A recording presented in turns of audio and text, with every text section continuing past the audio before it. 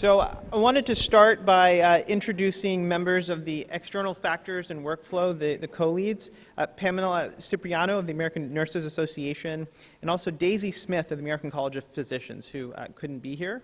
And we're going to have a reaction, and Doug Fridsma from the American Medical Informatics Association.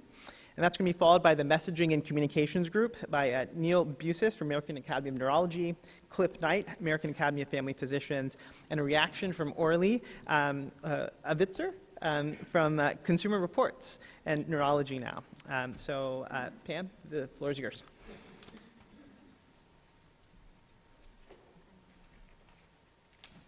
Thank you very much.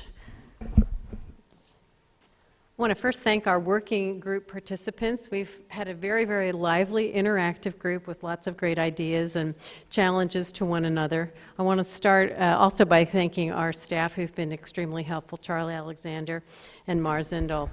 They've really been great, especially to be able to bring information to us about what's been happening in the other groups so that we could be sure that our work is consistent.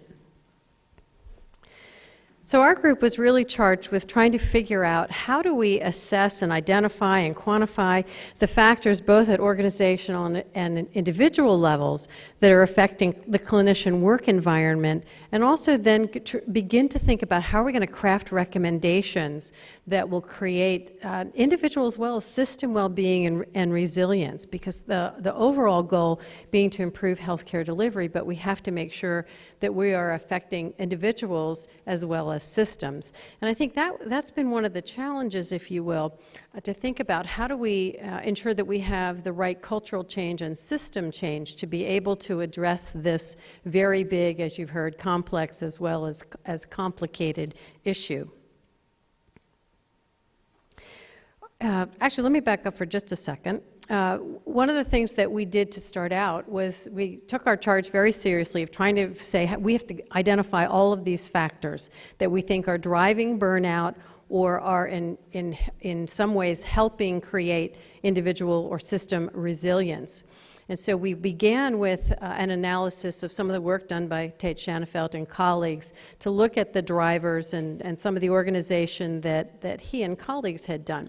Well, we built out a very, very extensive table, and we had originally organized it by work factors, and we looked at other individual factors, and we looked at whether they were national or organizational or individual.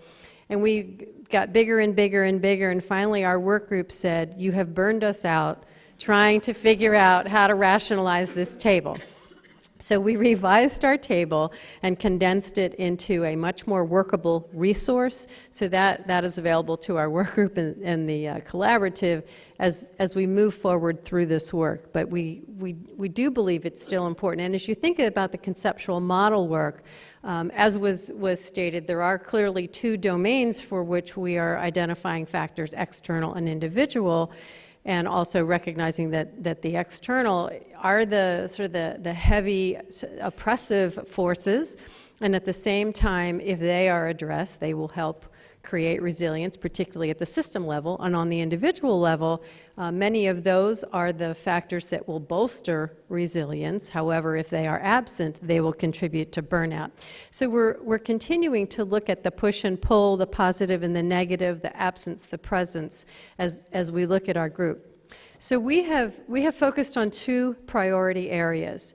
And again, the title of our group is External Factors and Workflow. So we wanted to make sure that our two priority areas addressed both of those aspects. So the first priority area it's worded in the negative at the moment, but it is to reduce the administrative and regulatory burdens across the healthcare team. We had a lot of extensive discussion about how work has changed and how the systems are driving what we do, the changes in healthcare are driving what we do, as opposed to clinicians driving the changes and the reaction and the workflow and how we use the technologies and everything about how we deliver care and what actually happens in that work environment. So we think it's really important in this first priority area to figure out how do we work with a variety of stakeholders. And again, that's everything from clinicians, from organizational leaders, from regulatory groups to patients and consumer interests, to take the clinical documentation standards that we think are the most onerous in the work environment right now, and put them in the context of the digital environment, but flip that to say, what should it look like? How can we design the right kind of system, redesign the right kind of system that ensures we have good communication about the patients, about the care being done, and meet whatever other necessary requirements, emphasis on necessary.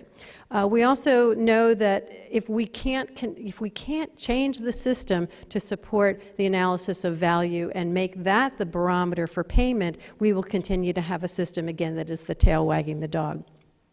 We want usability and actionable electronic data. We have 80+% of data that are never looked at or may not even be accurate. On the other hand, we know we want data. We know we have an obligation to record and report on quality. We also have a lot of redundancy. So we want this work to really look at making sure that our work is meaningful and that the work that is being done around data are very valuable. And then we have to be able to streamline workflow. Again, it's the issue of designing and driving what we think is going to be most effective. Now, our second area is one that really affects workflow. And again, recognizing that this is we see this as an opportunity to redesign and really recommit to understanding what is going to make the work environment better. As you've heard stated as well, the work environment is a major determinant related to burnout for all members of the healthcare team.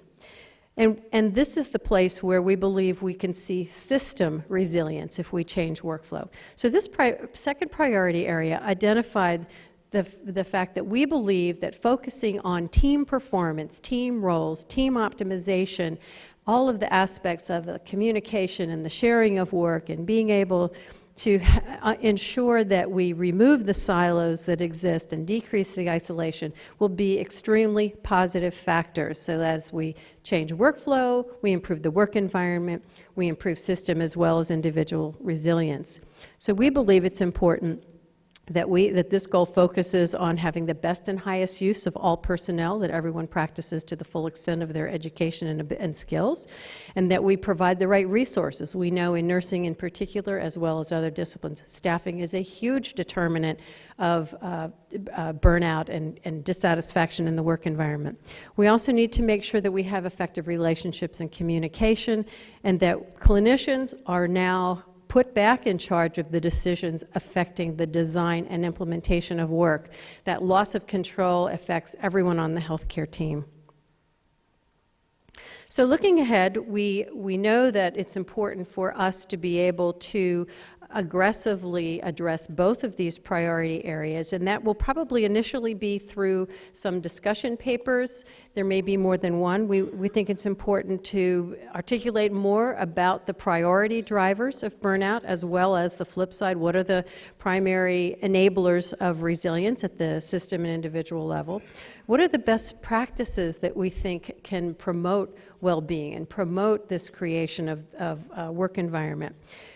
We're struggling right now with short-term and long-term goals, which will primarily address that first priority area, because we know that it would be a massive, audacious undertaking, that I know there are some efforts already going on between clinicians and some of our regulatory and policy setting groups to say we really want to possibly blow up and restart our whole look at how we're operating in a digital environment, and how are we going to address the concerns and what is perceived as a huge burden of clinical documentation. So that may lead us to, again, articulating short and long-term goals, where the group, I think, has mixed those up and wants to be able to do long-term activities in a very short period of time. But we think this is a pretty long, longitudinal process. But it also may be one of the priorities that we will suggest to the National Academy about a major study to really look at what would be the most effective way to have a total evolution of clinical documentation. Part of that, too, is we want to be able to dispel the myths that we think are perpetuated evaluating faulty interpretation of some of the regulations, as well as be able to, again, enable clinicians to understand what they can stop doing as we look at altering workflows. So our goal is to have overall efficiency in the digital environment, to remove what we consider are some of the main external drivers of burnout, and then at the same time create individual and system resilience. Thanks.